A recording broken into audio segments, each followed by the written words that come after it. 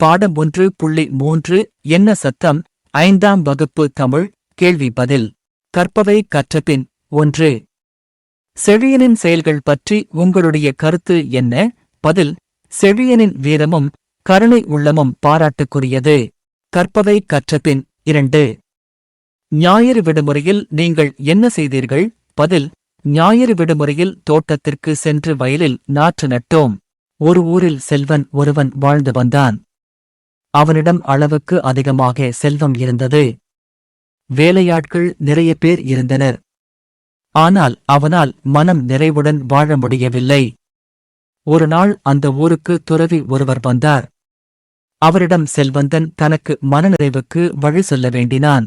துறவி 3 கல்லை செல்வந்தனை தூக்கச் செய்து மலை மீது ஏறும்படி கூறினார். அவனால் ஏற முடியவில்லை. மிகவும் கனமாக உள்ளது. என்னால் தூக்க முடியவில்லை என்றான். துறவி ஒரு கல்லை தூக்கிப் போட சொன்னார். இறுதியில் துறவி இப்போது பாரம் குறைந்ததா? என்றார். செல்வந்தரும் ஆம், உன்னிடம் அளவில்லாத செல்வம்தான் பாரம். அதனை ஏழைகளுக்கு கொடுத்துவிட பாரம் குறைந்து உன் மனம் நிறைவடையும் என்றார்.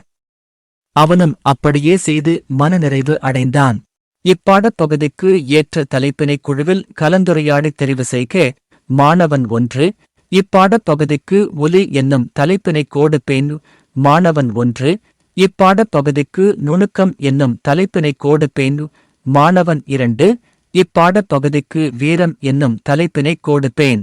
மதிப்பீடு 1.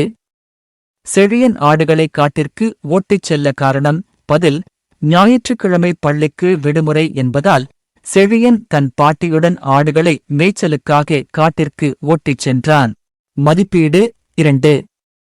செழியன் செய்தவற்றை விவரிக்க.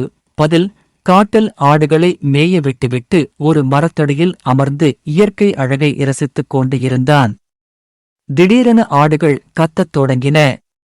செழியன் எழுந்து சென்று பார்த்தான். புதர் அருகே நரி ஒன்று ஆடுகளை கொன்று தின்ன நேரம் பார்த்துக் கொண்டு இருந்தது. செழியன் அருகில் இருந்து குச்சியை வில்லாக்கி நரியை நோக்கி அம்பை எய்தான். அடிபட்டு நரி ஓடிவிட்டது. சிந்தனை வினா 1. நம்மைப்போல் விலங்குகளுக்கும் பேசும் திறன் கிடைத்தால் எப்படி இருக்கும்? காட்டில் வாழும் விலங்குகள் பேசுவது போல் ஓர் உரையாடல் எழுதிக் காட்டுகள். பதில் மான் ஏய் எல்லாம் ஓடுங்க ஓடுங்க சிங்கம் வருது. ஓடுங்க. முயல் என்ன மான் அக்கா சொல்றீங்க? மான் அடிக்குட்டிப் பையலே உண்மையைத்தான் சொல்றேன். ஒழிஞ்சுக்கோ.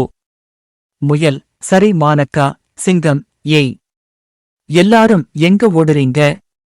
நில்லுங்க. மான் நிக்க மாட்டோம். நீ எங்களை தின்னுடுவ. சிங்கம் அட நில்லுமா, உங்களை எதுவும் பண்ண மாட்டேன். மான் ஐயோ, நீ இப்படி எத்தனை முறை சொல்லி எங்க இனத்தையே அழிச்சுட்டே என்று சொல்லி ஓடியது. சிந்தனை வினா 2. நீங்கள் செல்லமாக வளர்க்கும் நாய் பூனை போன்ற விலங்குகள் ஏதேனும் ஆபத்து நேர்வதற்கு முன்பு ஏன் ஒலி எழுப்புகிறது என எப்போதாவது நீங்கள் சிந்தித்ததுண்டா? பதில் சிந்தித்தது உண்டு. ஒரு நாள் எங்கள் வீட்டு நாய் நடுஇரவில் குரைத்தது. அப்போதுதான் திருடன் வந்ததை அறிந்தோம். நன்றி. படித்து நினைவில் கொள்ளுங்கள்.